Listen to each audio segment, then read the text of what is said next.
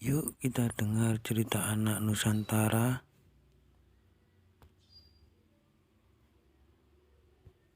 Yuk kita dengarkan cerita Jaka Tarub dari Jawa Tengah. Pada zaman dulu, ada seorang pemuda bernama Jaka Tarub.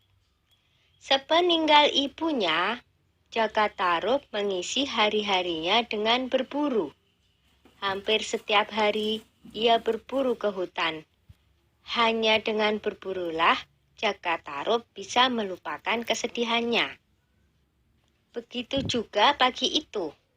Jaka Tarub pergi ke hutan untuk berburu seperti biasanya. Ketika sampai di hutan, ia hanya menunggu hewan buruan lewat di depannya. Tetapi, tak ada satupun hewan buruan yang ia dapatkan.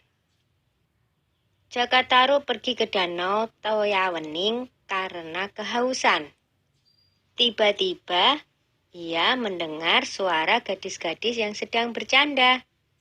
Mana mungkin ada gadis bermain di tengah hutan belantara begini? Suara itu semakin jelas terdengar.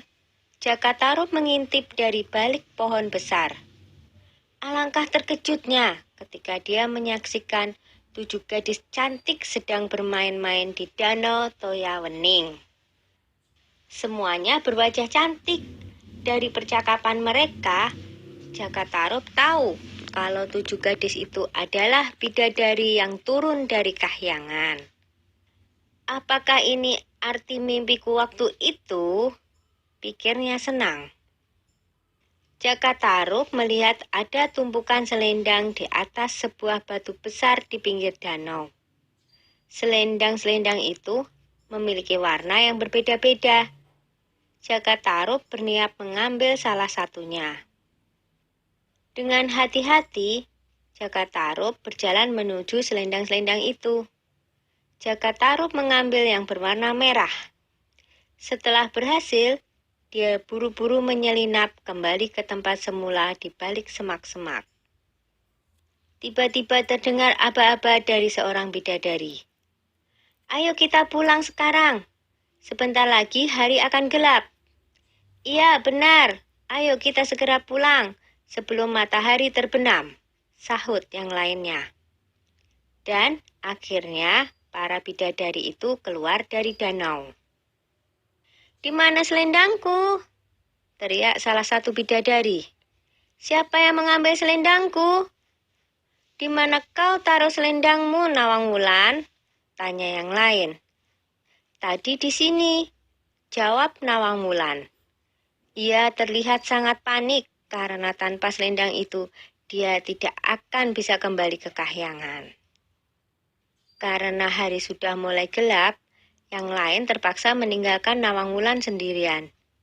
Dia hanya bisa melambaikan tangan kepada keenam temannya yang terbang menuju kahyangan. "Mungkin sudah nasibku untuk menjadi penghuni bumi," pikir Nawang Wulan sambil menangis. Dia lalu bergumam, "Barang siapa bisa menolongku, akan kujadikan saudara jika perempuan. Jika dia laki-laki, akan kujadikan suamiku." Lalu Jaka Tarub pun muncul dari balik pohon untuk menolong Nawang Wulan. Akhirnya Jaka Tarub pun menikah dengan Nawang Wulan, seorang bidadari dari kayangan. Mereka pun dikaruniai seorang putri yang sangat cantik yang diberi nama Nawangsih. Sudah dulu ya cerita Jaka Tarubnya. Kapan-kapan disambung lagi.